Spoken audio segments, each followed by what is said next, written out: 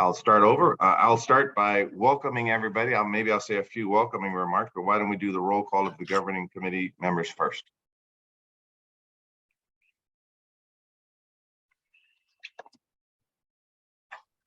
Oh, I'm sorry. Let me stay on script. Oh, by the way, this is my first time chairing this particular committee. I'm allowed 5 mistakes, now only 4, because I've used one. So let me welcome everyone and let me stay on script. I call this regular meeting of the King County Regional Homelessness Authority Governing Committee to order. We will be conducting this meeting via Zoom, and all attendees will be muted until the public comment period. Please note that this meeting is being recorded and all visual, verbal, and written comments are public record. Board members, to ask questions or share comment, please raise your hand by clicking the button on the right side of your screen and hope that I'll be able to see it, by the way, and you will be entered into a queue. And when discussion formally begins, I will call on you in the order in which you raise your hand. Let me ad lib. I will try to call you in the order that you raise your hand. And after your turn, you can raise your hand again to be entered back into the queue. Now we will take roll call. And I do want to say, I'm not going to count my first mistake. So I still get 5. So I'm giving myself 5. So I have a new fresh 5. And will you please call the roll? Yes, I sure will. Dow Constantine. Here. Joe McDermott. Here. Claudia Balducci. Jonathan Hemphill. Present. Lamont Green filling in for Kirk McLean. I believe he's still trying to get in. Okay, we will we'll work on that. Roosevelt McWhorter. Present. Angela Burney. Here. Ed Prince. I see you, but I don't hear you. We'll come back. Nancy Backus. Here. Andrew Lewis. Present. Lisa Herbold. Here. Bruce Harrell. Here. And coming back around to Ed Prince, who is on screen and would be necessary to get us to quorum. Oh, no, we do have quorum. All right, go ahead, Chair. Thank you. Let me continue with a land acknowledgement. Out of respect for the history of racism against our indigenous peoples, I would like to acknowledge that we are on the unceded traditional land of the Coast Salish peoples. We honor this land and the Duwamish tribe, past and present, and are committed to directing funding and resources to organizations led by and in support of indigenous peoples. Before we move forward in our agenda, we will take public comment. And before we take public comment, I'll just sort of describe the parameters. We've allotted 10 minutes for public comment, and the public comment must directly address a portion of the agenda. And each person will have a maximum of 2 minutes for public comment.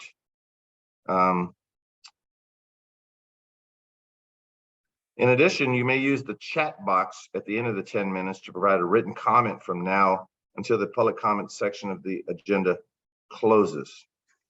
And I'd also want to acknowledge, before we get into the meat of the agenda, that I just, in preparation for this meeting, reading all the materials yesterday, want to acknowledge that I want to commend the RHA for putting a tremendous amount of work and effort and preparation into this meeting, and of course the work that they've been doing. So the materials were plentiful, but in fact very substantive, and I just want to acknowledge that a lot of work went into this, and so I will try not to screw up too badly as the facilitator of this meeting. And Councilmember Prince, we couldn't do anything without you. I know, Mr. Mayor, I'm so sorry. I didn't expect for the water I was boiling to take so long, but I'm here. Okay. And do you have to say, does he have to do something to acknowledge that he's here for the roll call, or are you We covered? acknowledge that Councilmember Ed Prince is here for the roll. Okay. So why don't we now take public comment, and Ann, I'll turn it over to you to chair the public comments piece. We're going to public comment. We have 10 minutes. Please keep your comments limited to 2 minutes and related to the agenda. Raise your hand now if you have any public comment, and we will start with Allison Eisinger. Thank you very much, Anne. Good morning. Could someone let me know if you can hear me? Yes, we can. Thank you very much. Good morning, Mayor Harrell, Executive Constantine, and assorted valued council members and mayors. My name is Allison Eisinger. I'm the director of the Seattle-King County Coalition on Homelessness. And I am here this morning while our membership meeting is taking place to bring to you some thoughts about the agenda before you as a whole. And I would start with the particular item that is a shared great success, which is the successful use of about 1,000 emergency housing vouchers to house people experiencing homelessness in our community in what we all understand is an extraordinarily challenging housing market. And I want to acknowledge and invite you to think through with me what it takes to ensure that 1,000 people in a matter of months had the support necessary to find and secure homes that would accept these EHVs. If any of you is unfamiliar with the complexities involved in using a housing voucher, I'd be very glad to walk you through it. But what this is a testament to, among other things, is the extraordinary essential work of the staff at dozens and dozens of community-based organizations in each of your respective jurisdictions.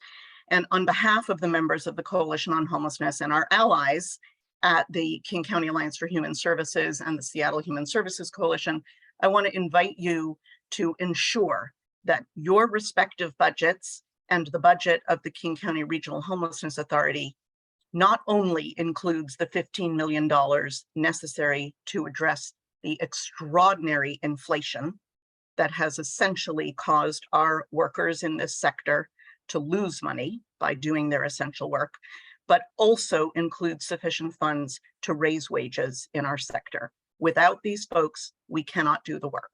I know you understand that. We hope your budgets reflect that understanding. Thank you very much. That's time. Appreciate you. Now we will go to Bill Curlin-Hackett. Thanks.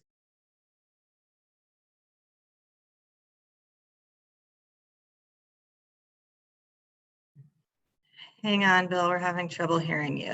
Oh, because you're muted. Yeah, I clicked once, it didn't work. There we go. I All right, have the good. same problem as Councilmember Prince without boiling the water. Bill Curlin-Hackett, Interfaith Task Force on Homelessness, doing work as vehicle residency outreach. Greeting to all of you elected officials and LAC members. According to the agenda, you'll be hearing an overview of where we all are as KCRHA, the plan, what we know is necessary for our mutuality and for gaining necessary funding. No offense intended, but we who work now on the streets not only can't wait for a plan to roll out, but we're not waiting. On the streets of Seattle, where we work, doing vehicle residency outreach, things are hard. Removals are hampering the work of rebuilding capacity among vulnerable people so that their habitation, and especially for us, vehicles are being removed because they're deemed to be hazards.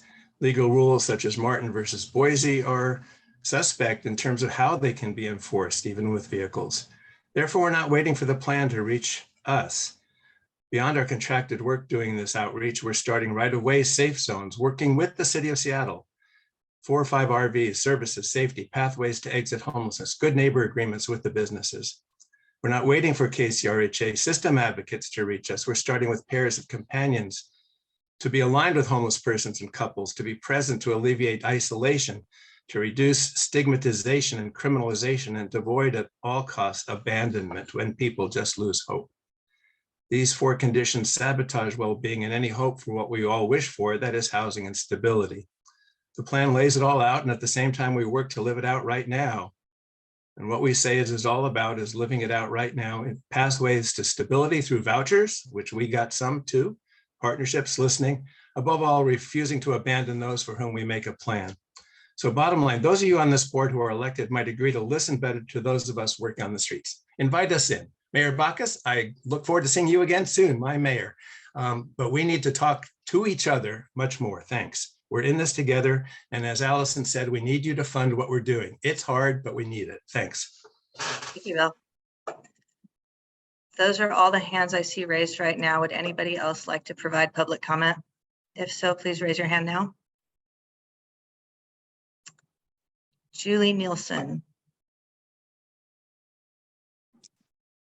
Hi, I don't know if you guys can see me, but my name is Julie Nielsen. I work for Interim CDA in the Chinatown International District. And we have a lot of concerns, and I'm not sure if you're aware of this at this point, but this is out of control down there. You guys know we have 23 encampments in the CID with 550 people who are at the most, what is it called? The highest level of acute behavioral issues is the word, and active drug use. Do you guys have any idea how much this is impacting our community? We are hurting right now. That's all I have to say. Thank you, Julie. Is there anyone else who would like to provide public comment? Please raise your hand now. Okay, seeing none, comments may also be put in the chat if anybody shows up and would like to add anything there. Thank you. Public comment is now closed. Thank you. Thank you very much. So at this point, we will move to the CEO update from Mark Dones. And Mark, when you proceed, and again, thank you for such a tremendous update, let us know whether you want us to keep your rhythm in place. Oh, okay, I got 4 more left. Let me do the consent agenda first. Wait a minute. I'm not going to take ownership of that mistake because you guys gave me the wrong one. So, okay, let's do the consent. So I was supposed to do the consent agenda before the public comment? No? Okay, why don't we do a consent agenda before we move forward? How's that? We will now vote on our consent agenda. We are seeking board approval for the draft minutes from the January regular meetings and resolution 2022-02, which completes the technical steps to adopt the motion made during our last special meeting related to budget expectations. Both of these items, as well as a cover memo on resolution 2022-02, were provided as part of your meeting materials. So having said that, is there a motion to approve the May 27 special meeting minutes and resolution 2022-02? Mr. Chair, this is Member Bacchus. I move to approve the minutes as well as resolution 2022-02. This is Ed Prince, I second. There, thanks. It's been properly moved and seconded. All those in favor to approve, please vote by saying aye. Aye. Aye. Aye. All those opposed, say nay. Are there any abstentions? I believe the consent agenda is approved, and I think we have the sufficient votes, and so I will close that part of the agenda. Now, I believe we can go to the great CEO update by Mark Dones. Not seeing any more mistakes. I got 4 more to go. Mark Dones, the floor is yours. Thank you, Chair. And I will share my screen. All right. Thank you all for being here today. I'm excited to share with you the progress that the authority has made over the last several months. But first, I wanted to start with just a step back and a look at the high-level work plan that we have been executing on since last year. This came from some conversation with the implementation board and the board chair, just about making sure that everyone had an opportunity to see what I was trying to get done, what this agency was trying to get done, and to appropriately hold us accountable if we weren't doing those things.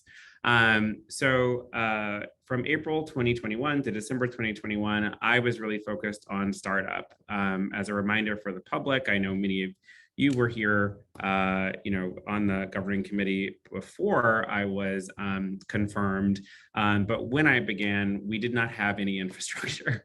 I didn't have an email address. We didn't have a bank account. There was no way to pay bills. We had no grants management system or payroll system. And so much of what I was focused on from the April start date, April 23rd through December, was that ramp up. We also focused significantly on hiring during that time. The first folks that I was focused on bringing on board were the people who needed to ensure that operational capacity, and also who were going to lead the contracting work that was going to need to begin in January when funds from the city of Seattle and King County came over. We also had a focus immediately on our sub-regional planning activity. We heard very clearly from our colleagues across the county and our SCA colleagues in particular that it was critical that the priority, that the work of sub-regional engagement be understood and felt by the community as key to operational success. And so one of the first hires that I made, I think fourth, was Alexis, who came on as our sub-regional planning manager. And then, as was just lifted up by Allison Eisinger, we also had a bit of a surprise introduction to the work plan through the emergency housing voucher work, which was a significant influx of resources into the community from the federal government, but also had an extremely aggressive timeline for architecting a plan, submitting it for federal approval, and beginning to get those vouchers out the door. We were really only able to do that, and I want to give a shout out to the Lived Experience Coalition because part of the success, which I'll talk about today, is because we co-designed that program with the Lived Experience Coalition, and then leaned into, as Allison lifted up, the incredible relationships that our provider community has with folks experiencing homelessness. We also needed to bid out and then set up our grants and contract management system. So those were our actual first competitive procurements, were for who was going to provide that support. And the implementation of that work, and anyone who's ever implemented a grants management or contract management system knows that oftentimes those implementations take a year, and we had about 4 months to get it done. And so that was really what I was focused on in that time frame. We bid that out in August, and from August to December, we were really focused on the implementation. From January to March of this year, we had to merge all of the contracts that we received from the city and the county, review them, consolidate them. Mayor Bernie often asks, how are we achieving operational efficiency? This is one of our first, I think, significant steps forward in that operational efficiency. We consolidated about 320 contracts down to around 215 and deduplicated payment structures, shifted metrics to align, made sure that reporting frameworks that providers are inside of were consistent and all came to us, et cetera. That work, and the recontracting of it, I think, we finalized recontracting at the tail end of March, which, again, for folks who, have been in this work for a while, that's actually on par with what we see for recontracting, even when we're, inside, just when the contracts were coming out of HSD. Oftentimes between when the budget was finalized in January through every contract being executed, that often is a several-month process because of the negotiation and the back and forth with providers, which was quite productive. We also took over the system during a severe weather response, had several more severe weather responses. You'll hear about some of our latest ones from Alexis today. We launched Partnership for Xero. I began the fundraising work for that in December, actually, and we're successful in raising around $10 million and getting that work implemented. A number of you were at the press conference for that launch. We had work groups on vehicle residency and high acuity that have fed forward into a lot of our current action and additionally into our 5-year planning work. We also ran several RFPs and put out our modified point in time count, which was heavily restructured so that we had a more statistically valid understanding of the number of people experiencing unsheltered homelessness on any given night, and additionally had a significant qualitative dimension where we collected over 500 oral histories from people who are currently experiencing homelessness. That work was actually written up recently by the Washington Post because of how innovative they felt it was, building off of, I think, what are understood as historical deficits in the data landscape because of how HUD has required us to administer the point in time count previously. We sought and received a methods exception from the HUD DC office in order to run our count this way. April to July, we continued to ramp our sub-regional engagement, created a regional services database, which again, you'll hear about from Alexis today, really ramped our 5-year plan, public and provider engagement, finalized a ombuds charter, ran an RFP for a safe lot, put out reprocurement RFIs, hired a number of our system advocates, that's our peer navigation workforce, and worked on our initial 2023 budget proposal. August to December, what I'm focused on and what the agency is focused on is finalizing our 5-year plan.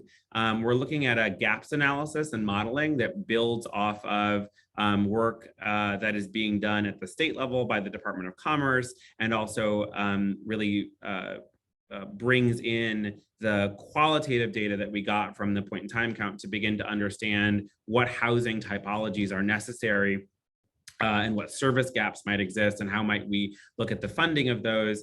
I'm really excited about that work also because again, the Lived Experience Coalition is really co-leading on that and is they are helping to analyze all that data. So there's a group of Lived Experience Coalition folks who are have been trained now in qualitative data analysis and are leading that analytic charge in coordination with our community impact division. And once they produce some of their initial analysis, what's also really exciting for me as a social scientist who's been a huge fan of community-based participatory research my entire career, is the Lived Experience Coalition is they're gonna take a step back and tee up what are the next research questions that we want to ask of that data set? What reports do they want to write over the coming year? So really shifting the way that we think about the creation of information and who has power in the generation of that information, and couldn't be more excited about that partnership. Our Housing Command Center is, which is the sort of core, the heart, I should say, of Partnership for Xero, right? It really is where the day-to-day, how are we housing people, who's getting housed, right? The use of the by name list, all of that work is up and operational, and grateful to Mayor Harrell and the City of Seattle for hosting us in the Emergency Operations Center. That has been a real benefit. And what I hope the public understands is that this is more than just a semantic shift in posture or a shift in a meeting location. This is a fundamental shift in how we are responding, bringing that incident command style response, that use of best practice and emergency management to how we approach homelessness. This is a pilot focused on our chronic homeless population in downtown, but we hope that when it is successful, we are able to scale this approach across the region. The supportive housing RFI has also been released. Again, RFI is request for information. So these are the sequence leading up to when we reprocure in January. We're soliciting formal feedback in addition to all the informal settings, but formal feedback from anyone, whether they're a provider, just a person, whatever, to provide written feedback to us on what they think should happen in these elements of the system. We're also finalizing our HUD Continuum of Care application. That is due, I believe, in November, and we're really focused on getting that done. And then, of course, we will be partnering with our colleagues, many of whom are on this call today, to finalize the 2023 budget over the next coming months. We also, my team is going to do a strategic step back in October, do a full work plan for the entire of FY23, which I look forward to bringing to both the implementation board for their approval and then also to the governing committee in December. But what I already know and what we're already working on is that in the first quarter of next year, we will begin the phased system reprocurement and then, of course, implement any new funded priorities. So I can pause there in case there are any questions or comments, but wanted to be responsive to a request to sort of see a more granular work plan and sort of where our focus has been over the last 15 months. Well, I think we do have a question, Councilmember Herbold. Morning. Thank you so much. I have, I think, a couple questions directly related to the presentation here. I think one I'm going to hold until we get a little further into the slides, but just wondering, especially as it relates to the unified, what was formerly called the Unified Command Center, and appreciate the need to name change. First, just want to really thank you for setting this up. This was a similar type structure was recommended by our city auditor several years ago, and it's not something that the city of Seattle acted on. So using best practices, I really think it's a great way to go. As it relates to slide 14 and the Unified Command Center, I'm wondering if you indicate that it's operational, and also a thanks to Mayor Harrell and the executive for making space available. That's really, really helpful and great partnership. But I'm wondering if you could talk a little bit about who's participating on the Housing Command Center, how often they're meeting, a sense of content of their meetings. I think that would be really helpful to give a little bit more texture into why this work is so important and why it's considered a best practice. Sure. So currently, those meetings happen every day. I am missing today's meeting to be here with you all. And who attends is HUD, who's helping us stand it up, the mayor's office, our King County colleagues, various director staff from within the RHA. So we've got our data team there, our system advocate team there, the program division. We are also have some providers who are joining us to offer their insight and help shape some of our engagement. And then what we are ramping towards currently, we expect to start making our first placements into housing in about a week and a half. And as we ramp to that, we're also bringing new agencies, continuously bringing new agencies to the table to de-silo. So I expect that Office of Housing will be joining us. HSD actually joined starting yesterday. And the goal, I think, to the best practice is to be able to mobilize as a system, as opposed to mobilizing, it as one agency or one provider, et cetera, right? And so that's really what the intent is. I think what we've seen thus far in some pilots of the approach, which I'll talk about, we actually began to pilot some of this through the right-of-way work and have seen that to be quite successful. Content of the meeting, So right now we're very focused on getting everything in place so that we can begin to make those placements. So, for example, one of the agenda items yesterday was the number of units we've identified for folks to move into, right? So every day we're getting an update to that list. I think yesterday we'd identified about 70 units and, aiming to have a bank of units for folks to move into that exceeds about 1,000.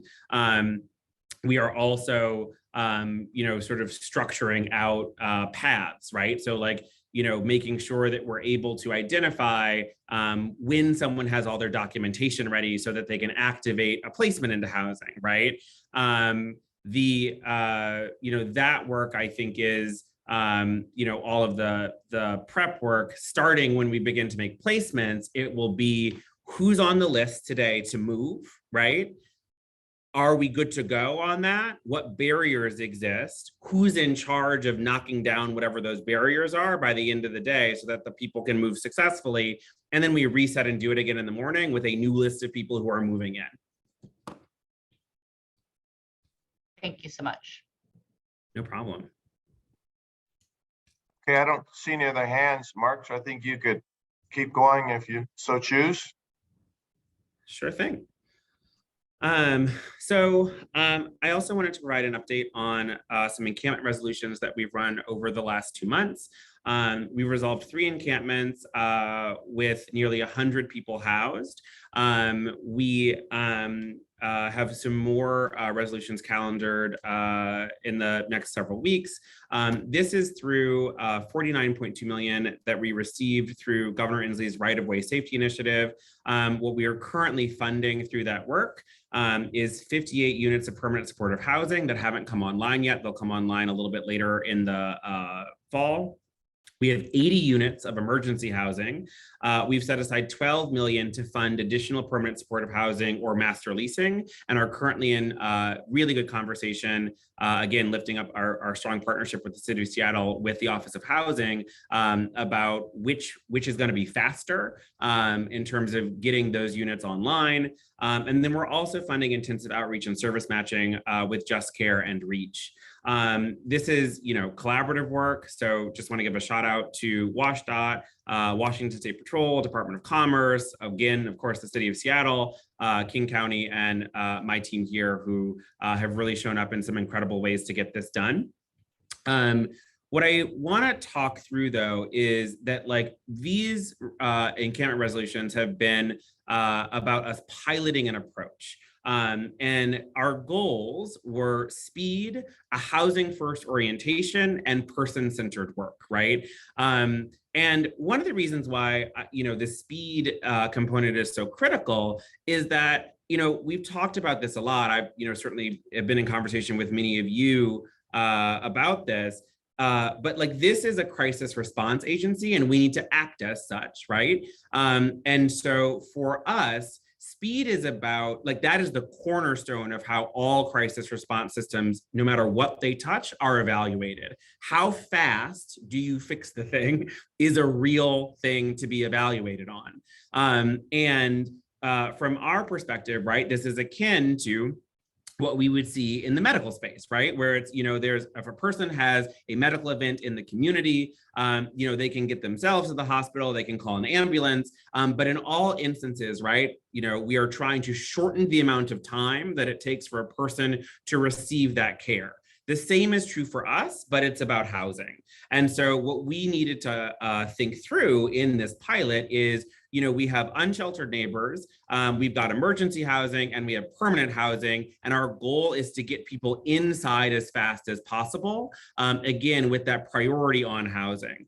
What we have identified and over the course of this work over the summer is that it is possible to rapidly move large numbers of folks into emergency housing and permanent housing directly from unsheltered positions, right? And the key is that intensive case management and outreach at the front end, and then supportive services that span the emergency housing and permanent housing spaces. We've also begun to play with the way that that supportive service can be deployed, right? Building off of the success that we've seen actually through the emergency housing voucher work to think about more satellite kind of deployment, right? How do we support people in terms of keeping their relationship with the person that they trust as they move into, a housing placement? We have been successful also in getting people not to need emergency housing. So for example, when I was at Dearborn on the final day, it was a Friday that we were running the site closure and handing the property back over to WashDOT. There were some folks who were getting into a car to go sign a lease, right? We do have the capacity to skip interim steps and to focus on making housing first more than words, but actually an approach, right? Where we get people into housing as the priority and everything else becomes frankly, a second or third tier option. So the potential future state that we see that we're really going to try to execute through the Housing Command Center work is where the majority of people are placed first into permanent housing, right? And that the emergency housing utilization actually declines as a result of that focus on permanent housing. That's why, when we talk about that housing acquisition team and the importance of having good partnerships there, that we're looking to create that bank of available units, right? Looking to have around 800 to 1,000 available units pre-identified across a number of different types, right? Like market rate, permanent supportive housing, low income housing, right? And that we are looking to match the people to the unit as we work with them outside so that we are utilizing less emergency housing and less shelter. So this model is what we are hopeful to bring online across the Partnership for Zero pilot. And the other thing that I want to lift up for the public and for the governing committee is that, again, because urgency is our mandate, because speed actually is the thing to judge us by, when I talk about looking to do this work in a potential future state, I'm not talking about next year, 2 years from now. I am talking about October. That is where we are trying to see how far we can push this model as quickly as possible.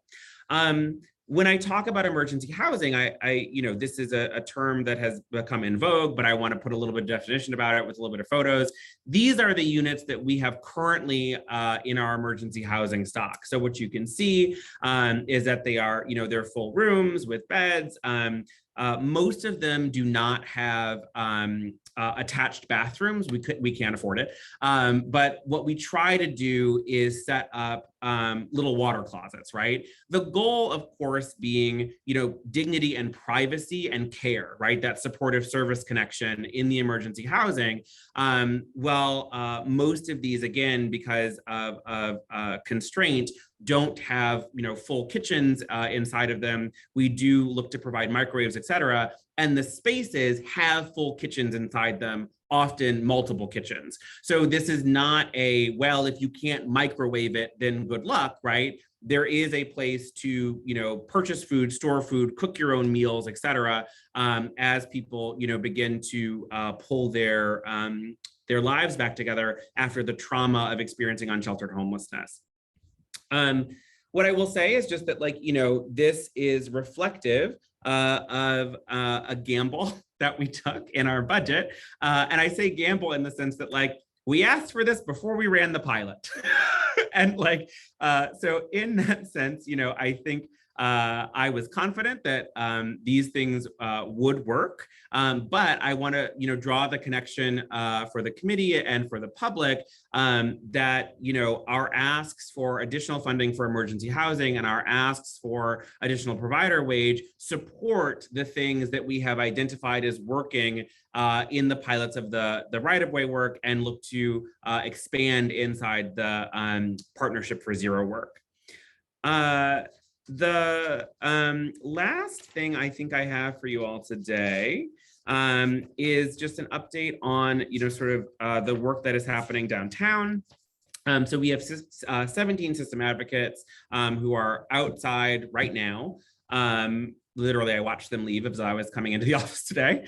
So if you are in downtown Seattle and you see someone in one of these purple shirts with a big Case or HA logo, please say hi to them. They're all very lovely people. Again, the Housing Command Center is operational. We did change the name. We changed the name because we wanted it to be clear to people that we were housing people. That was the goal, right? Again, really grateful for both the HUD support, their investment of their disaster technical assistance team, who is walking alongside us and standing this up, and our partnership with the City of Seattle for the Emergency Operations Center and many of the other resources that Seattle deploys is really or can't be overstated as how helpful it is. And then our by name list. So we've assessed over 300 people so far, and we're mapping encampments within that downtown core area that we've identified in partnership with the mayor's office and the Unified Care team and our provider colleagues. This next slide is a snapshot. I actually pulled this down last week, so it is a little bit out of date. But this is a snapshot of what I see when I go in and look at what's happening on the by name list. And I, again, wanted to just give you all a sense of how we're utilizing data to really drive our decision-making in the day-to-day. So what you can see here is that as of, I want to say Monday last week, about 297 clients had been assessed. 23% of those folks were brand new to us in every single way, which is an interest. I mean, that to me is interesting, right? It gives me a sense of how many folks have we already connected with through the system. Are they already receiving some kind of care versus how many are absolutely new to us? This may also over time give us a better sense of what inflow looks like into discrete geographic areas and how we might begin to stem that tide. You can see that the race breakdown, massive overrepresentation of Black African-American folks in comparison. It's essentially dead equal with the number of white folks who were assessed, which, as we know, is completely out of relationship to the general population in the county. The age spread is generally a bell curve, but we have some slight skew towards older. So that's sort of 35 to 44 with 92 folks, but then we do have over 100 people coming in between 45 to 65 and above.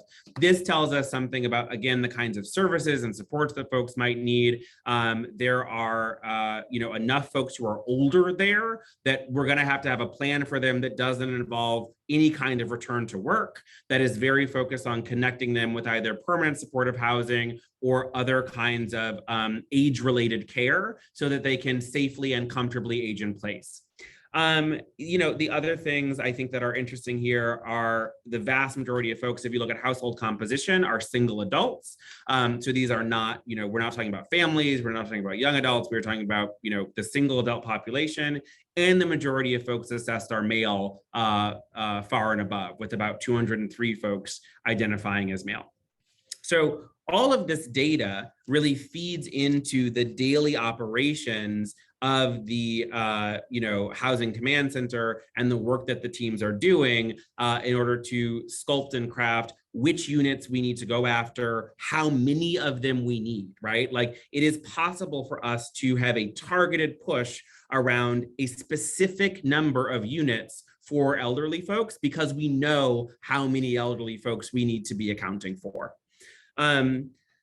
Last thing, this is more of a status update. You've heard about this before, but the emergency housing vouchers. So we have housed over 1,000 households permanently. That is a 76% lease up rate when we pulled this data down. The leasing rate is double the national average and 3 times the rate of our peer communities. We are the best. I think this is really important to lift up. And the part that I want to make clear about that is the we is not Case or HA. The we is this community, because this was community work. We would not have been able to do this again without our incredibly strong partnership with the LEC and without the incredible work of all 3 housing authorities who really have done significant work in order to make this happen. and of course, our provider colleagues who have really done incredible relationship work in order to execute on this. I also want to lift up that provider colleagues here is different. The RHA took a very different approach to what provider meant. So jurisdictions received EHV allocations, right? Like Kent and Auburn, because he does a lot of outreach and has a lot of great relationships with people. He got EHVs because we're like, that makes sense. Like, you know, people who could use some housing, right? So I think it's just critical to be clear that this is everybody's success, not just the authority's success, and that when we do stuff together, real incredible work is possible. So I believe that concludes my CEO update, and I can pause for any last questions. So I will, Councilmember Lewis has a question, I believe. Thank you very much, Mayor. So I appreciate this presentation. I'm really looking forward to the stuff that's coming together this fall that's a testament to the very careful planning and all of the diligent work KCRHA has put in throughout last year and this year to really implement on that timeline mark that you laid out starting in October. And I'm really looking forward to that. And your staff has been super helpful in keeping my office in the loop, especially as it pertains to downtown, which is in my council district. So I really, really, really appreciate that.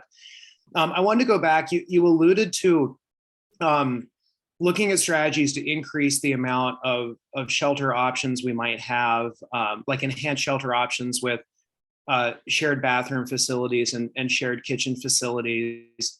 And one of my ongoing concerns has been how we kind of work to diversify operators for models like that. I think we're kind of overly dependent on a couple of providers, and it'd be nice to see how we could diversify the providers that do that kind of work. And I wonder where that is in the planning and discussions, if there's been conversations with some of the people who are non-traditional, pallet or tiny home operators, for example, that might be interested in doing that kind of work in some new and innovative ways, and what that system design might look like from the standpoint of the authority.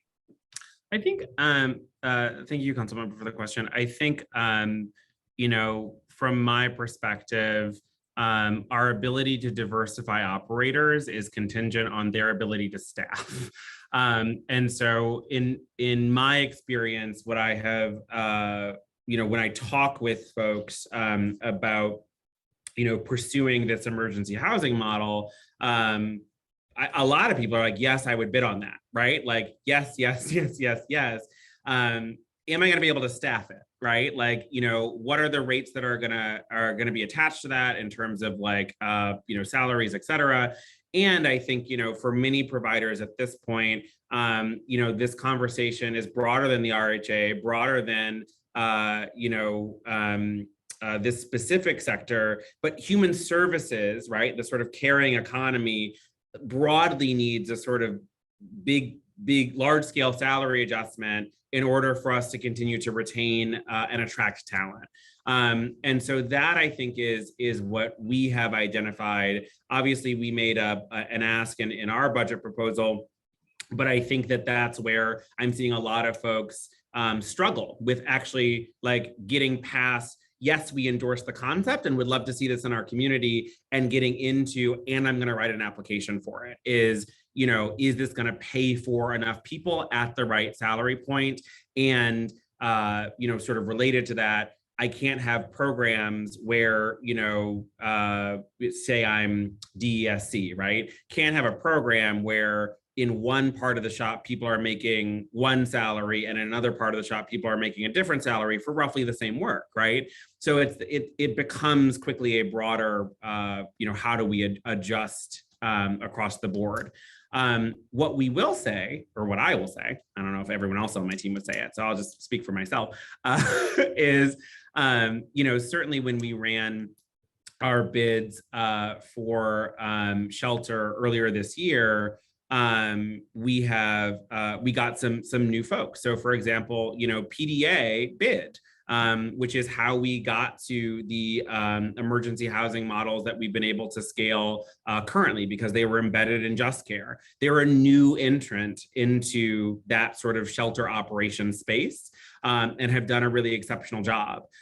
So I'm hopeful that we will continue to see new folks bid on both the material aspects. We had another new bid on space vendor, a small POC owned property operations company based in the Central District, who we now partner with across a number of things. They're new to the space. So I think we can continue to bring more folks in if we get tailored about what we're asking for and support the right wages. Mayor Backus, I believe, has a question. Thank you, Mr. Chair. It's more of just an appreciation of the fact that Kent Hay from our team was able to utilize so many of those EHVs. It made a significant difference at a time when we really needed that difference. So just wanted to say thank you for the work and the partnership. Thank you. Thank you, Mayor Backus. I believe Councilmember McDermott has a question. Bruce, I'd like to ask how we are engaging and or responding to voices and concern about expended services in the CID. This is, I appreciate this question. I think two things. One, the Dearborn resolution we just ran was in the CID. We also have additional planned resolutions for the CID over the coming weeks. We have a policy of not talking about which encampments are classed for resolution for a whole host of reasons. So I'm afraid I can't be more publicly specific than that, but would be happy, council member, to brief your office or to chat with any other folks who might find that information helpful.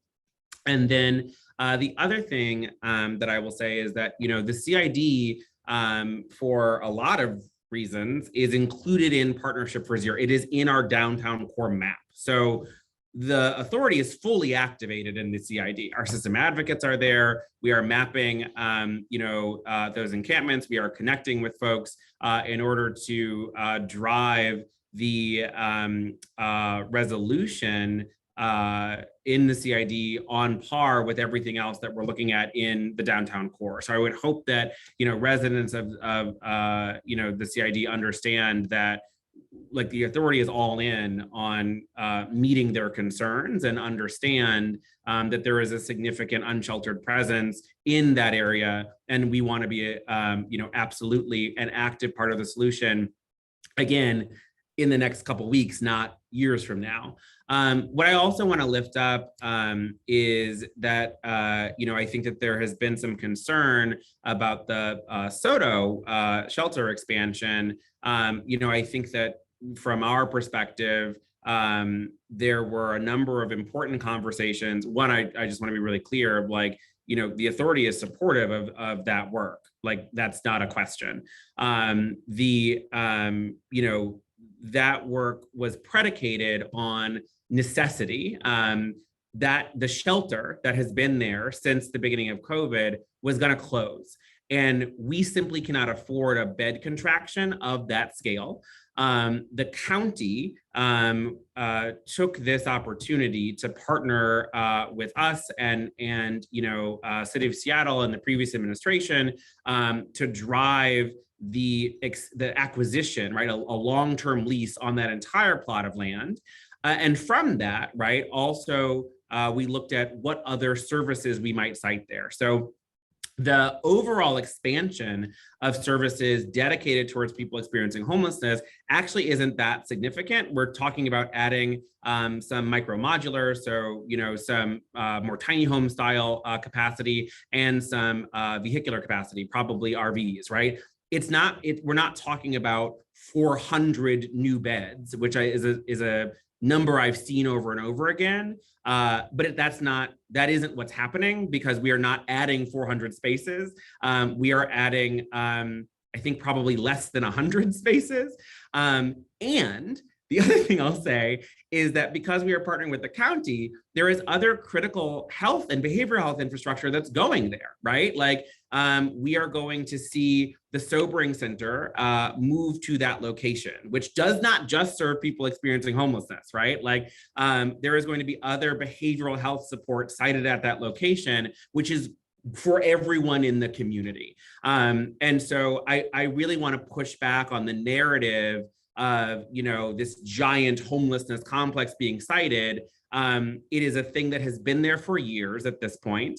The expansion of the homelessness specific resources is moderate at best, and other resources for everyone that must exist in our community are also going to go there.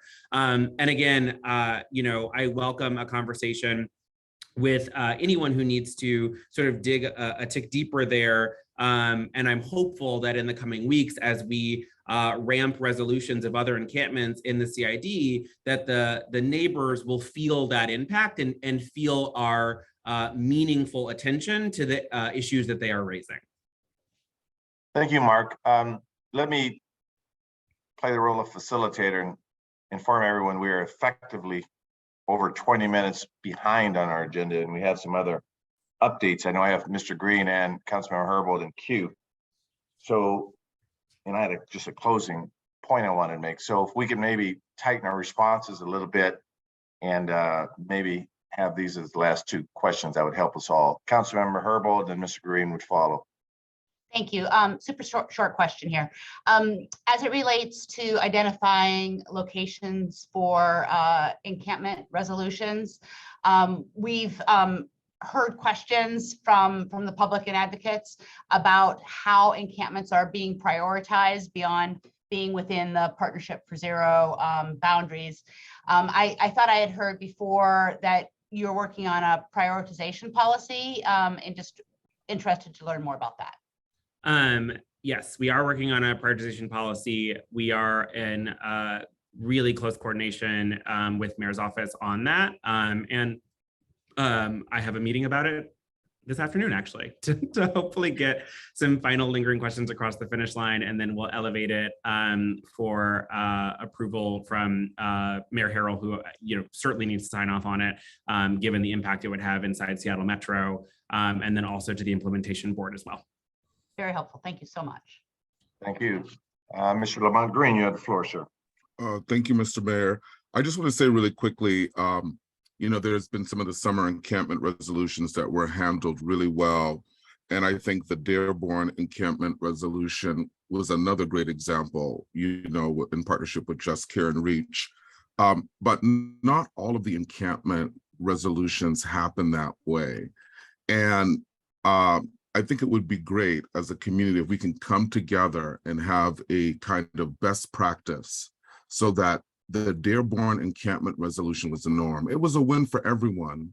It was a win for our unhoused neighbors. It was a win for the business community, for government, for all of us.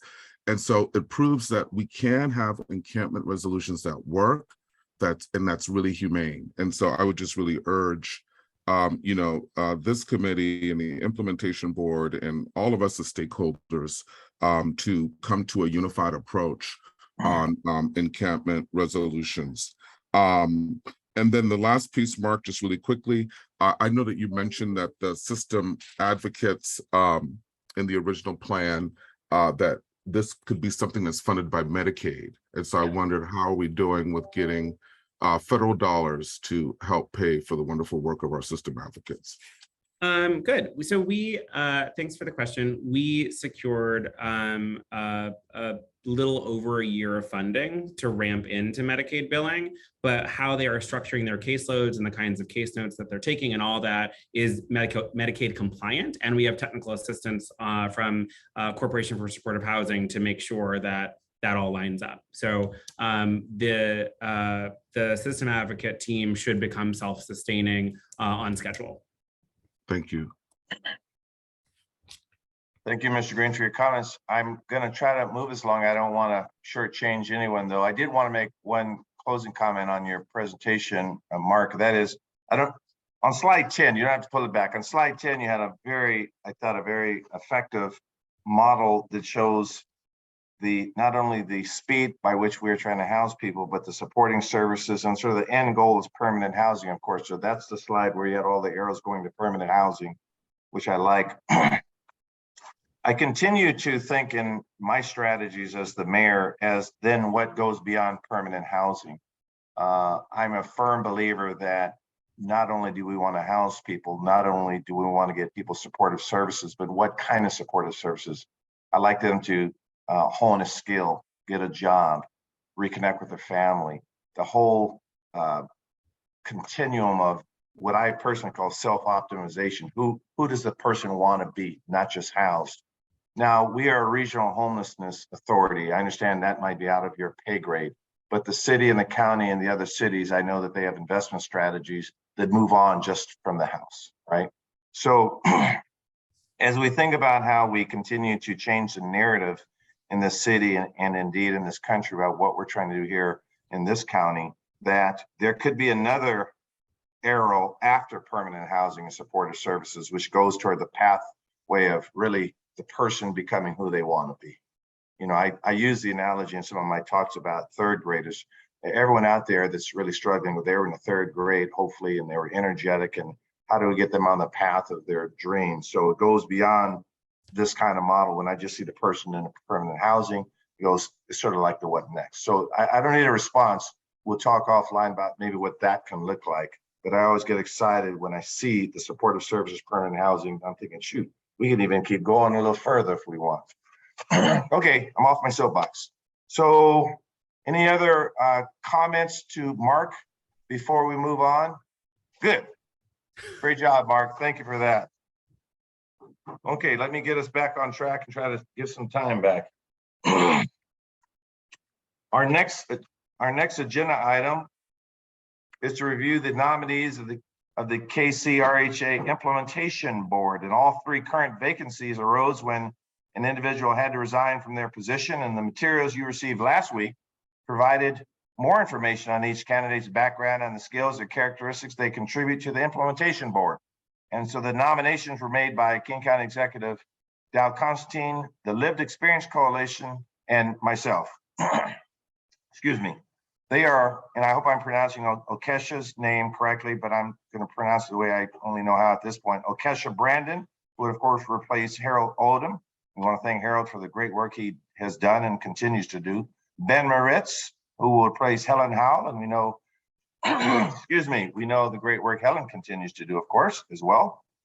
And Christopher Ross, who will replace Adrian Quinn, and we want to thank her for her continued work in this space. So the findings of the nominating committee were also provided in your materials last week. The nominating committee, and I want to thank the nominating committee, concluded that each skill and expertise identified in the interlocal agreement, the ILA, creating the KCRHA, will be represented on the fully seated implementation board that incorporates these fine nominees. So we'll consider the nominees in alphabetical order. As such, Okesha Brandon, nominated to represent the people with lived experience, is our first nominee. And I would ask, if possible, would one of the lived experience representatives like to discuss Okesha's nomination? And I'll call on you if you're so inclined to do that, but anyone can do it, but I want to start that way. Now I'll outwait you. Let's see, I'm not seeing any names. I'm going to start calling on some folks here in a minute. Lamont has his hand up. Okay, Roosevelt, are you going to do this one?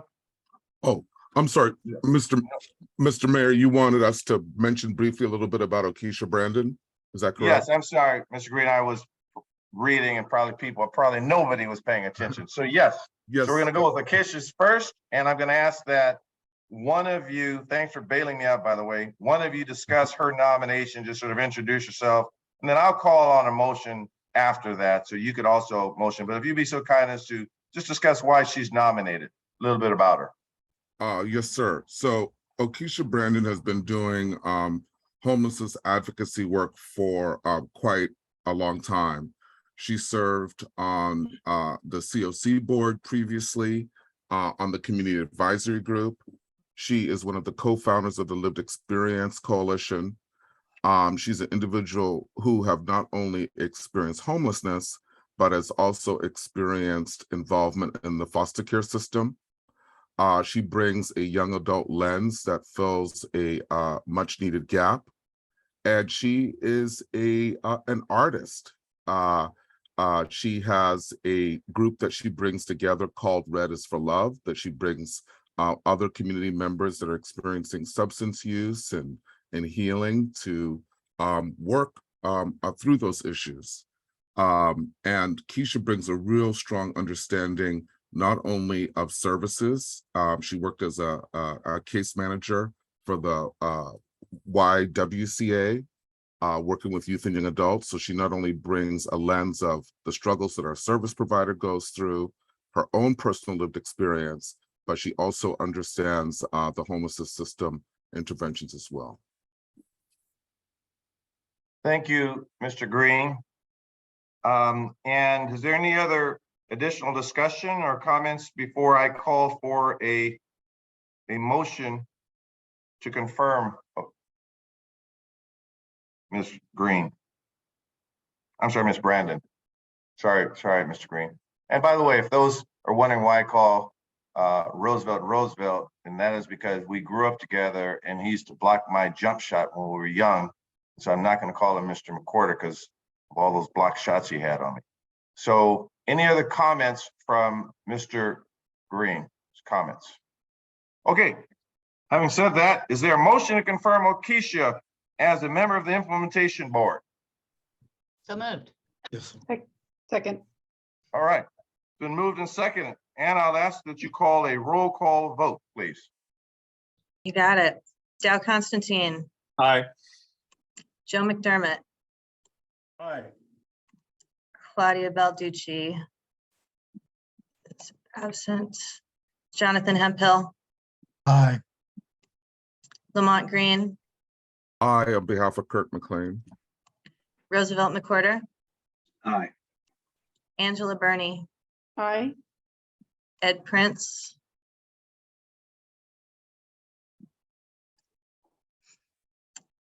Nancy Backus, Aye. Andrew Lewis, Yes. Lisa Herbold, Yes. Bruce Harrell, Aye. Yes. checking back with Ed Prince. The motion is approved and Keisha is confirmed. All right. Congratulations, Keisha. We look forward to working with you. And I want to thank Harold Odom for the fine service that he's done and will continue to do, I'm sure. Okay, so our next nomination. Trying to see if Councilmember Prince had gotten back on. Our next nomination will come from me, Ben Moritz. So let me give you a little background on Mr. Moritz. He's an affordable housing developer and a thought leader on the links between housing and homelessness. Currently, he's the managing partner for an organization called Great Expectations, LLC, which is a housing provider focused on low income and workforce housing in the Pacific Northwest. Research that he was previously as a partner at McKinsey & Company, the consulting firm, where he led that firm's advocacy efforts on homelessness and housing. A lot of the research that his team has done was critical in advancing our region's understanding of the links between housing and homelessness. Insights gained in this work has led Mr. Moritz, or Ben, as we call him, to dedicate his career to developing housing that would be available to people who otherwise might experience homelessness. He holds an MBA from Stanford and a Bachelor of Science in Engineering and Master of Science in Applied Mathematics from Johns Hopkins University. But I'll riff a little bit about off the script that I have, that I am fully committed as the mayor of Seattle that we have someone that is passionate and committed to this critical issue of housing, the homelessness. And that's why I emphasize not only housing, but treating beyond housing. So I think it'd be a fine addition to the implementation board. And let me follow my script here. And are there any, I'll call for a motion in a minute, but are there any comments or questions about Mr. Moritz joining the implementation board? And if there isn't, I'll just call for a motion. I so moved. Thank you, Mr. Green. Is Second. there a second? There's a second. Okay, thank you. So we got a motion and a second. And Ann, would you please call a roll for the vote? Yes, sir. Dow Constantine, Aye. Joe McDermott. Councilmember McDermott, you're on mute. Aye. Claudia Balducci is absent. Jonathan Hemphill, Aye. Lamont Green, Aye, on behalf of Kirk McLean. Roosevelt McCorder, Aye. Angela Burney, Aye. Ed Prince. I believe we've lost Councilmember Prince. Nancy Backus, Aye. Andrew Lewis, Yes. Lisa Herbold, Yes. and Bruce Harrell. Yes. Motion passes. Ben is confirmed. Thank you for the votes and our nomination, Mr. Moritz, and a big shout out to Helen Howell. Heck, she's probably on this call, right? So I better be nice to my friend Helen. I don't see her, but anyway, thank you for Helen for serving in that capacity, and certainly thank you for serving in your new capacity. And our last one, Christopher Ross. Just one sec here. The next nominee is Christopher Ross, who was nominated by King County Executive Dow. King County Executive Dow Constantine, would you like to introduce us to your nominee? Yes, Mr. Chair, thank you. I would like to place into nomination the name of Christopher Ross, the CEO of Seattle Humane, to fulfill the remainder of the term formerly held by Adrian Quinn on the implementation board. May I continue? Yes, please. That's the first thank time you you, ever Mr. asked Chair. me for permission on anything. So what is this, a precedent? You got the gavel. Thank you. As detailed in the nominating committee report we received, Christopher has 30 years of experience in leadership positions with service-based organizations. He was previously the COO of Compass Housing Alliance, which provides housing and support services for low-income individuals and families, and operates 4 24/7 shelters for people experiencing homelessness. And now he is the leader of Seattle Humane. He approaches his customer base, 2- and 4-legged, with genuine respect and compassion, and applying programs with deep system-wide perspective and project-based precision. Christopher has extensive experience serving on and reporting to boards, and I think would bring strong communication and change leadership skills to the implementation board. So I'm pleased he's willing to step up and serve in this new role. And I'm grateful for Adrian's service. Her term would have expired next year. So this would be a short-term appointment, I hope, if he's willing to be followed by a reappointment. Thank you. Thank you, Executive Constantine. Is there any questions or comments before I call on a formal motion? Hearing and seeing none. So moved. Thank you, Mayor. Is there a second? Second. All right, thanks for bailing me out. Ann, would you please call the roll call on the vote? Yes. Dow Constantine, Aye. Joe McDermott, Aye. Claudia Balducci is absent. Jonathan Hemphill, Aye. Lamont Green, Aye, on behalf of Kirk McLean. Roosevelt McCorder. Roosevelt, Aye. I'm not. Angela Burney, Aye. Nancy Backus, Aye. Andrew Lewis, Yes. Lisa Herbold, Yes. Bruce Harrell. Yes. Motion passes and Christopher is confirmed. Yay, Christopher. All right, let's congratulate all of our new implementation board members. Thank you for signing up. You might not have read the fine print because you got a lot of work in front of you. You're going to have a lot of fun getting this work done together. So thank you for that. And now we'll move on to our next agenda item. But I also want to again thank Mr. Odom Ms. Howell, and Ms. Quinn for their fine work in the past. So we're going to move to our regional services database and 5-year plan, and I'll turn it over to, I believe, Alexis. Good morning. Thank you all for having me. Hi, my name is Alexis. I'm the Director of Subregional Planning, and I'm here today to talk about our Regional Services Database, which is an exciting new tool that will be available for all, hopefully by the end of the month, and to also walk through the progress we've made on the 5-year plan and to get feedback from the board. And so taking us to our first item, talking about our regional services database. So as a part of the subregional planning team, we have made a commitment to each of our 7 identified subregions to develop tailored subregional implementation plans. So to advance this work, it was really integral for my team to hold a comprehensive understanding of all of our services that are available to folks experiencing homelessness around the region. And so what we've developed is a tool that will have multiple uses. And our team developed this tool using a 5-step process. The first of which was a really robust data review. For the first time ever, all of these data sets that are outlined onto this slide live under one roof by nature of the authority. And so that's given us an ability to crosswalk them in a way that just has not been done before. So we dove into the Homelessness Management Information System, HMIS, also looked at our 2022 housing inventory count, which is our annual count of all beds within the system as required by HUD. We looked at our project service agreements, also known as contracts.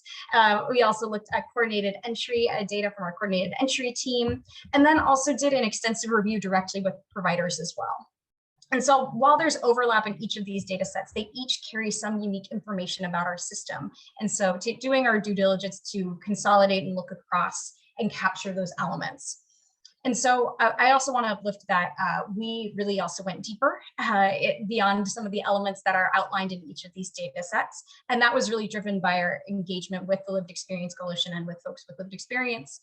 When I'd initially come forward to discuss what it would mean to pull together a landscape of all of our services, I was encouraged by our lived experience colleagues that if we were to do something like this, we would need to go deep.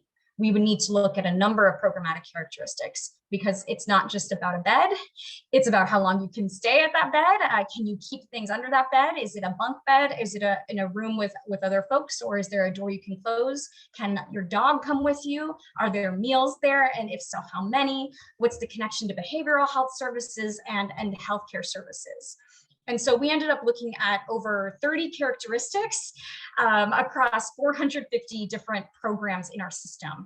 And we looked at all programs such as day centers, hygiene programs, emergency shelter, transitional housing, permanent supportive housing, permanent housing with supports, safe haven programs, safe parking programs, rapid rehousing programs, and our emergency housing voucher recipients.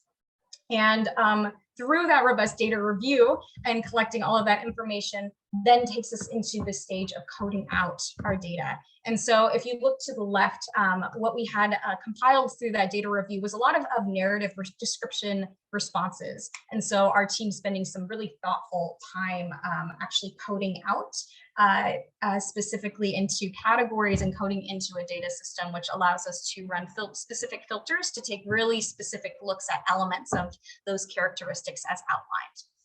And so as you can see, the narrative description, while accurate, there's not as much consistency and language across. And so taking time to create consistency among code and using that through codes to then be able to delineate elements of our system.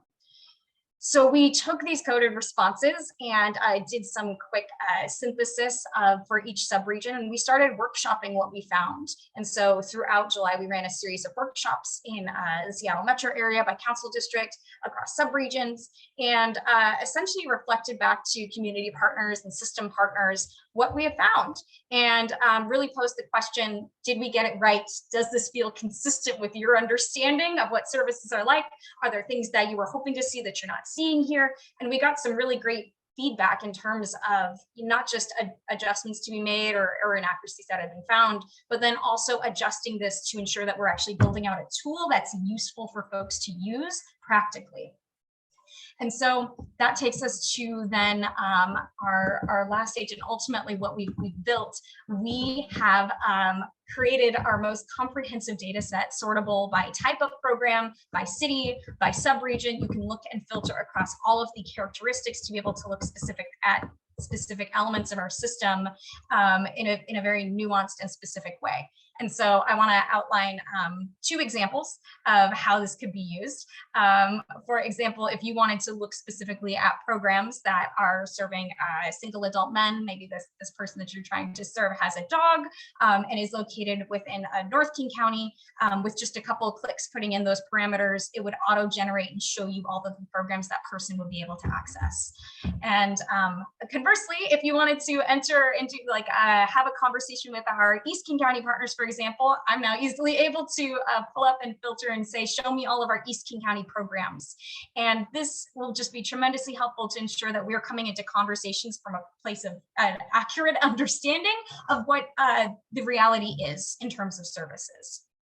Further, with looking across all of these characteristics of our programs, I think it really also honors the work that our service providers do in terms of bridging the gap to other types of supportive services, and also honors what the experience of accessing services may be, because we try to capture a lot about the physical reality and the other just programmatic characteristics.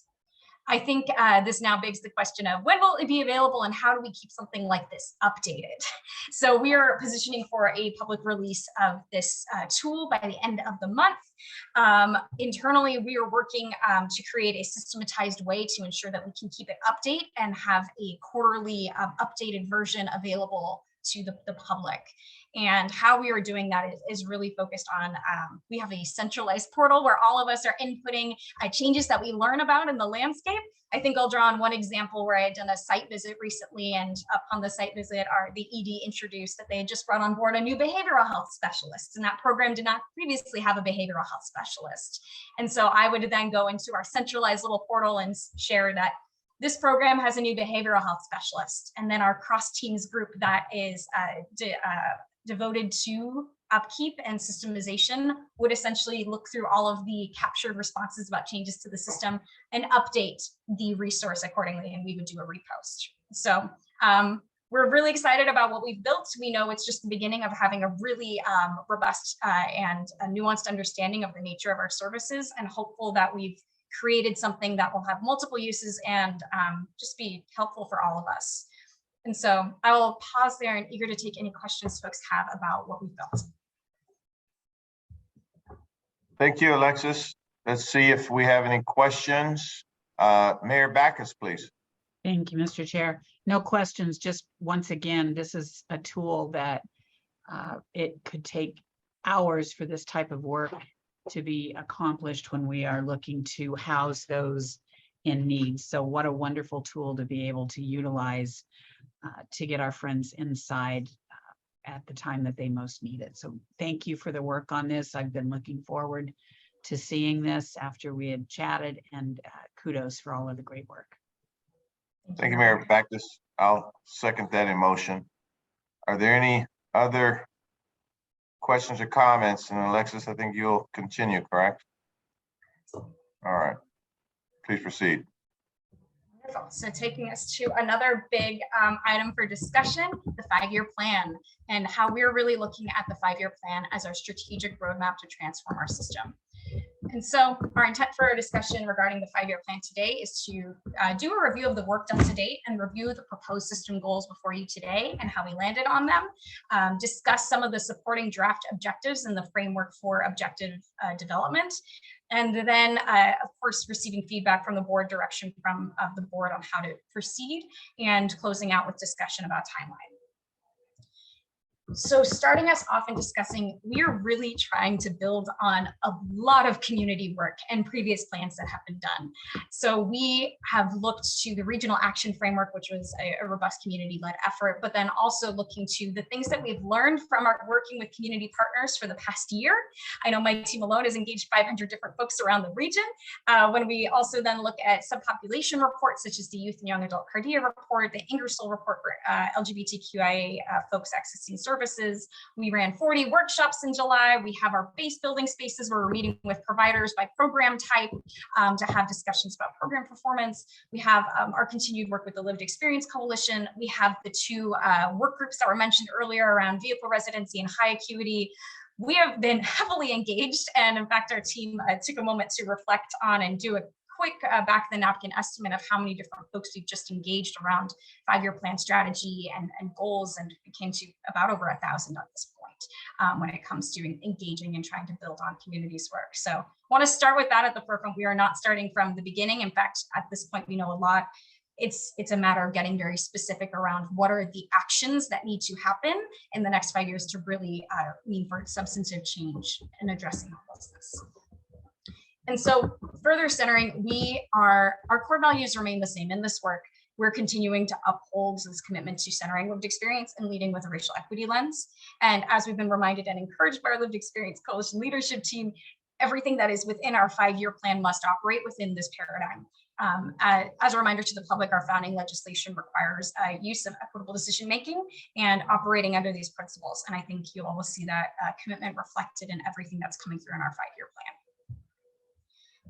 And so at some point, you all may be wondering what the structure of the 5-year plan will look like. We are structuring our vision and strategies through the following framework. We have system goals, which are tied to objectives. Each objective has initiatives, and initiatives have supporting activities. So our system goals are really outlining what our vision is for the next 5 years. The objectives are the things that we need to accomplish to really support and serve out that vision. Our initiatives really color the how are we going to go about doing that. So our strategic process for achieving those objectives. And then the activities are the specific actions to support making progress. Getting down to the level of activities we'll support in our work planning for the next 5 years as well, as we map out and become more attuned and move out of startup phase into regular operations. And so to color this framework a little bit, I have a bit of a cheesy example just to outline kind of the logic between these steps. And because I'm in the back to school spirit, if my goal is to become the valedictorian, my objective is to get a 4.0 this semester. I am going to have an initiative to begin a study group for AP Calculus because math isn't my strong suit. And I'm also going to try to sleep 8 hours a night. And some supporting activities for those initiatives include creating a topic schedule for our study group, sending out a doodle poll for those weekly meetings. I'm going to turn off my phone by 9 o'clock, and I might switch from coffee to tea. And so I use that kind of funny example just to illustrate the relationship between the levels and how we are structuring the goals and activities and what you can expect to see in terms of the logic and the structure. And so taking us to our proposed system goals that we've landed on. And so we have 6 proposed system goals for consideration and discussion. And I'm going to do a quick review of them and then talk through specifically how we've landed on these as prioritized system goals and discuss some of the framework for the outlined objectives. And so we have the 6 proposed system goals. The first is expanding our capacity for services. Second is significantly reducing unsheltered homelessness. The third is ending homelessness for unaccompanied youth and young adults. Fourth is ending unsheltered homelessness for families and children in King County. Fifth, reducing racial disproportionalities in unsheltered homelessness. And sixth, consolidating our homelessness response system and improving system accountability to folks experiencing homelessness. So taking us to proposed system goal 1, expanding our capacity for services. This was a longer term priority identified in the regional action framework. However, in recognition that Alexis, I apologize for interrupting, but may I interrupt for a second? I just want to sort of see how we want to handle this discussion. Can you go back to the preceding slide 29, please? The goals. So thank you for putting such laudable goals there. Are these the actual goals that we as either the implementation board or the governing committee should sort of bless and say, go forward? Or are these examples of the work that's ongoing? Just where are we on these goals? Because I had some comments, but I don't know if we should go through all of your slides and come back to these, or should we talk about these a little bit now? Do you have a preference or any advice there? I had envisioned walking through specifically how we landed on these goals and some of the framework of initiatives, and then have time for feedback. We are seeking feedback today, but if you, the chair, would like to do something different. No. I don't want to ruin your rhythm. At some point, I just want to come back to these and understand. And I have some thoughts about it. I really like the goals, but I want to come back to them. But keep going unless someone else wants to go back to them as well. But we'll keep going, but maybe we could loop back. Okay, thank you. Thank you. So I'll go into our a little bit of how we landed on this as a proposed system goal for you all to consider, while also talking through some of the objective pieces. So a part of what we would need to accomplish in service of those. And so taking us to expanding our capacity for services, understanding our regional action framework had been largely a pre-pandemic document with its work wrapping up right at the start of the pandemic, something that we had heard across the board throughout just all of our workshops and in the past year is just a tremendous need to be expanding capacity for services across the board. And so some of the draft objectives that are tied to supporting expanding capacity for services include stabilizing workforce, increasing federal funding for services, increasing state and local funding for services, standardizing person-centered healing-based practices, increasing capacity building supports for agencies positioned to provide culturally responsive care. I want to note that this is inclusive of, but not limited to, by and for agencies, immigrant and refugee organizations, and also LGBTQIA organizations. And then the last draft objective here is developing our capacity for severe weather emergencies to meet the needs of folks experiencing homelessness. In the past year of operations, we found that we are needing to continually posture to address severe weather incidents. And I believe in the past year, we've had seven severe weather incidents that we've needed to activate around to address needs. And so this being included here to really, in recognition that we need to develop capacity to adequately address those as they arise. Breezing through to the next system goal area, this was directly identified as an interim goal identified by the Regional Action Framework, again, building on what had been set forth in that framework. And it's to significantly reduce unsheltered homelessness. When we were considering some draft objective pieces around this, expanding housing to meet the need is included here. And it was alluded to earlier, some of the work that we were doing Cloudburst specifically, and that modeling work will be incorporated here as we look at what expanding the specific types of housing to really meet the need based on those typologies developed from qualitative data, while also further costing out approximately how much it would cost to really meet the needs to expand this type of housing. Partnership for Xero as a goal is also included here. And then you'll notice in the remainder part of the slides, we have outlined kind of placeholder areas designated for specific subpopulations. And this is largely because while we have done extensive engagement with a variety of these communities,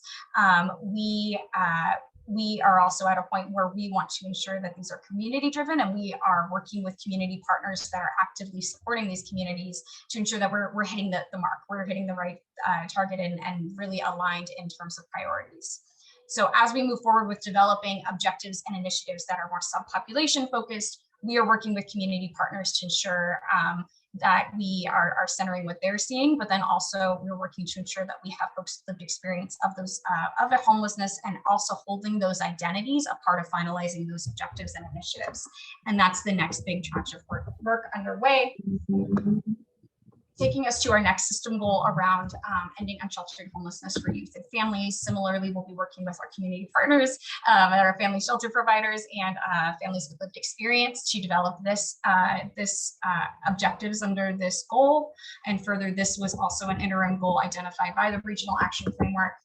Similarly, when we look at ending homelessness for unaccompanied youth and young adults, we will be working with community partners, and we have staff that are assigned in supporting working on these objectives and initiatives.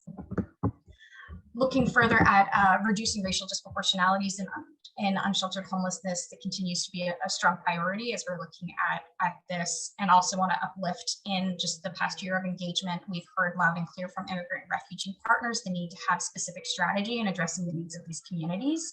And so incorporating a specific objective under this system goal here as well. And Lastly, looking at further consolidating the homelessness response system to improve system accountability to folks experiencing homelessness. Under here, we're looking at some draft objectives such as consolidating and streamlining funding, developing emergency response and treatment options to meet the behavioral health needs of folks experiencing homelessness. And we also have some placeholders for some other system level objectives from employment and workforce, courts and prisons, and as we had an ad from yesterday's implementation board meeting, we'll also include a healthcare system objective here as well. And so I'll actually pause here and turn it over for discussion.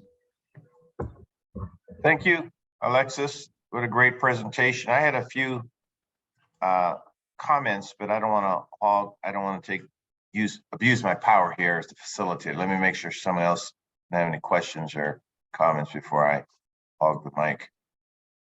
Well, I don't see any hands going up. So let me just give some feedback. And I don't want to really waste too much time on this call. I think our staffs could sort of work some of the stuff out.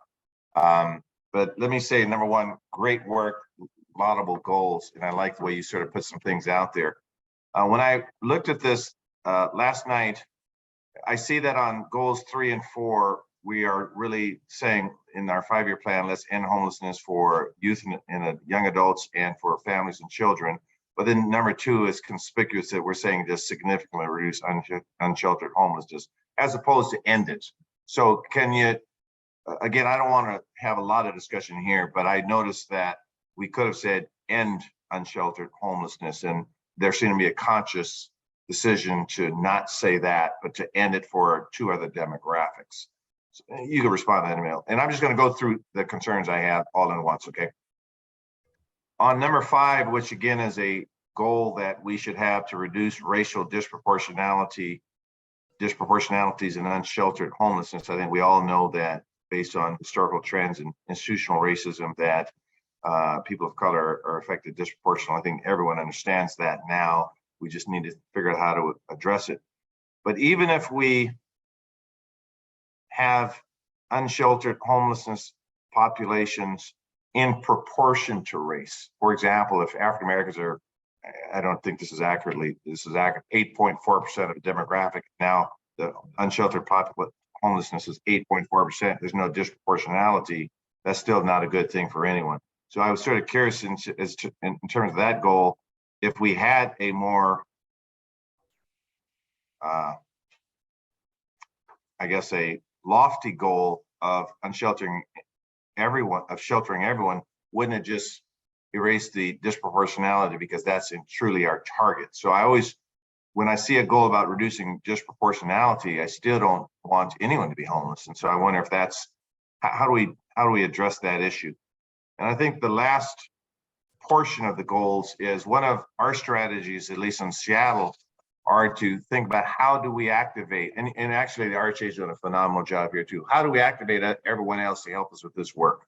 What is our goal there? Whether it's philanthropic people, just people that want to help out, that are neighbors, students, high school students, college students. How do we enlist the help of other people on these goals as opposed to government, because, okay, government, we'll step up and do what we have to do, but I want to take advantage of all of our assets out there. So are we going to have any goals in terms of how we activate third parties outside of our governmental entities? So those are just my overall comments. And Alexis, you can respond or we can move on, but I just want to get that out on the table. Deeply appreciate those questions. And so I will do my best to review them. I was just capturing them here. To your first question, specifically on the language regarding the goal 2 area around specifically significantly reducing versus ending, I would reflect that this is language directly from the regional action framework that wanted to put forward and not wanting to specifically make edits. And so it seems there was a conscious decision done in the framing of that document. No reason that in this moment we can't work to adjust and work with community partners to change that. But in terms of building on what had been set forth there, that language is directly from that document. To your second question around having more lofty goals, I would invite you, especially as we continue to update on progress. I think what will serve to answer that question is as we're looking at metric development tied to each of these objectives, hoping that can speak to and answer some of your questions on that front. And of course, we have a large mission to be serving the needs of everyone and reducing homelessness across the board. And to the last piece around activating all of our partners as we're looking at scale issue, and we need all hands on deck. And so I think this last system goal, the consolidating homelessness response system and improving system accountability, this is one where we're really seeing the role of our system partners, and maybe we can also bring in our discussion about philanthropic partners' role as well into this. So appreciate that feedback, and we can work on developing more specific objectives around system partners and partnership.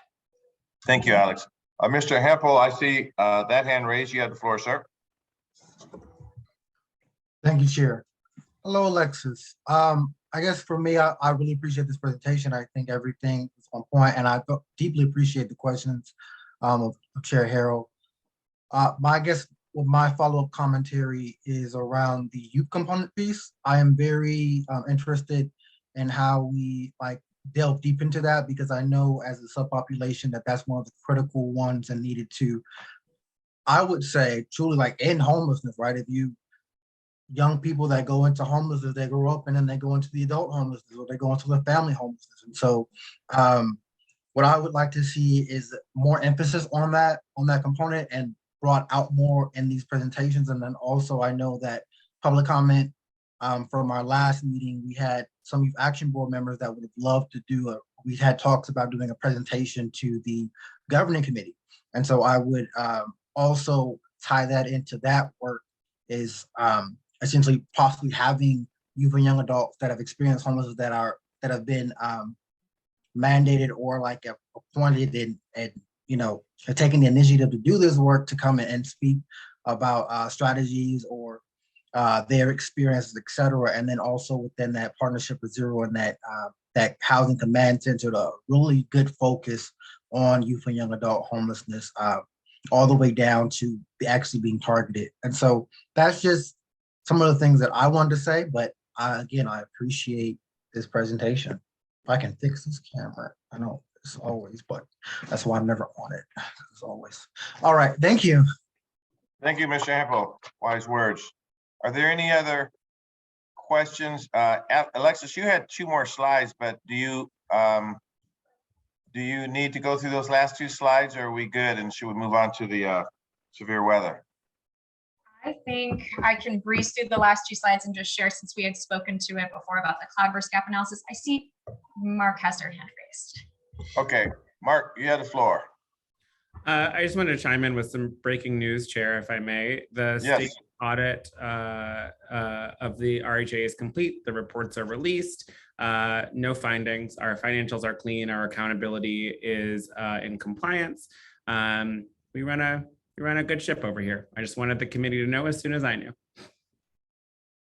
Well, Mark, that's high praise. We're all very proud. We're all in this together. I will forewarn you that when you got a bunch of politicians on the line and you say breaking news, our hearts start to beat on breaking news. So usually not good for politicians, but that's good news. Thank you very much. No problem. Thank you, Chair.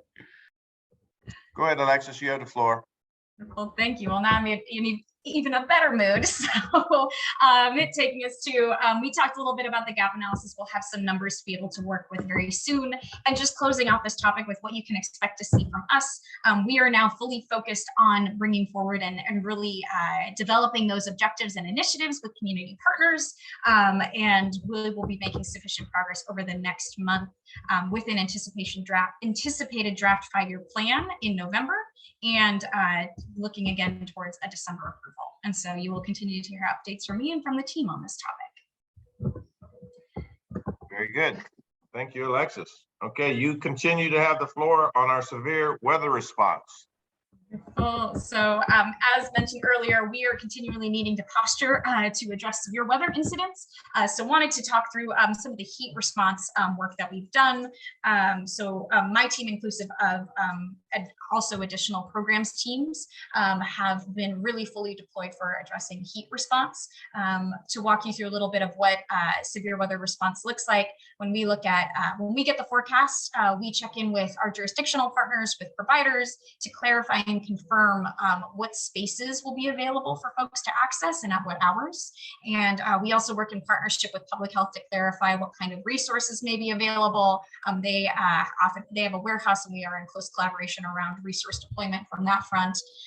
We also in preparation for addressing heat events over the summer, had issued a survey around infrastructure preparedness. So assessing how many of our spaces around the region have air conditioning ability, and had issued that in late spring to get a good temperature check of how folks may be able to keep indoor spaces cool.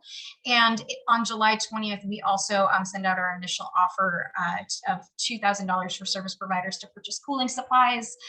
This allowed some provider agencies to actually purchase AC units to be able to cool the space. Other providers were able to purchase cooling supplies like cooling towels, hats, fans, so that the funds went to really good use to be able to keep folks cool during prolonged heat.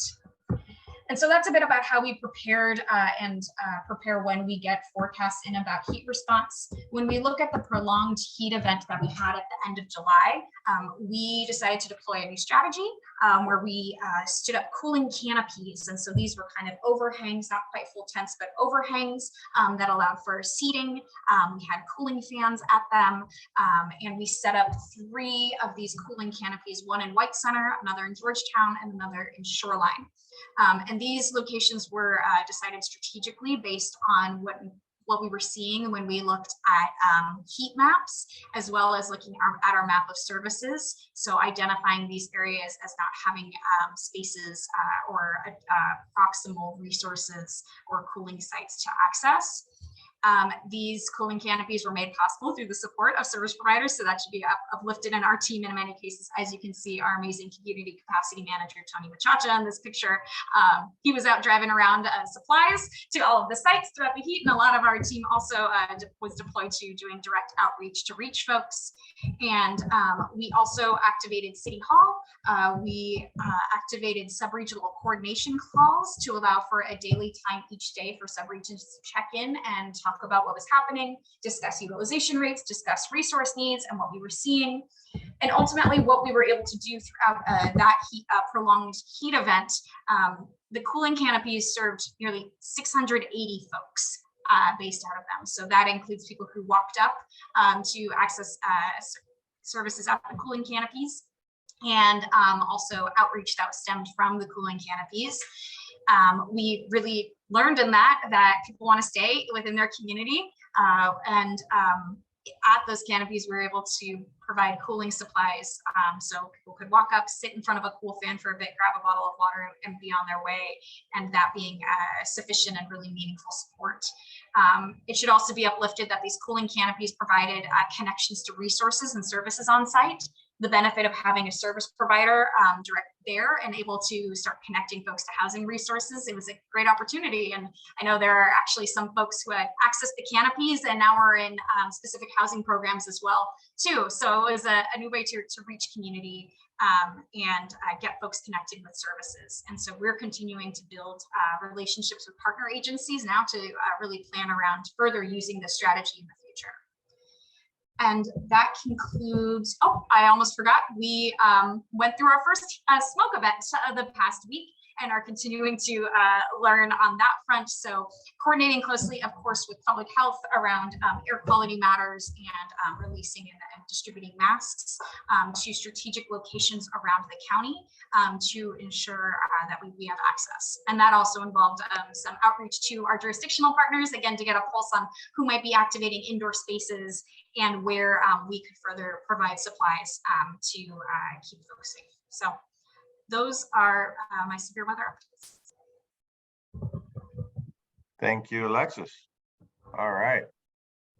Any, oh, there you go. Lost everybody for a minute. great report on the severe weather response. Are there any questions to Alexis on the severe weather report? Seeing none and hearing none, that actually concludes our agenda. And see, I have 10 minutes to spare, so let me talk for 10 minutes. So I'm not going to do that. I will say this, though.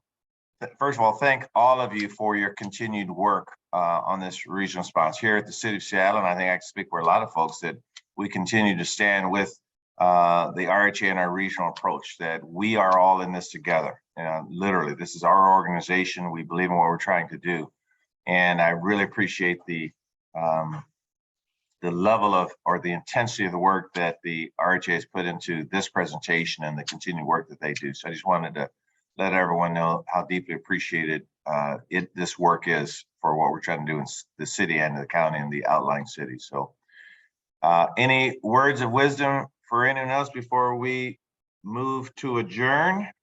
I don't think I have to do it by motion. Okay, we are adjourned, and everyone make it a great day. Thank you. Bye. See you all. Thank you, Chair. Bye-bye.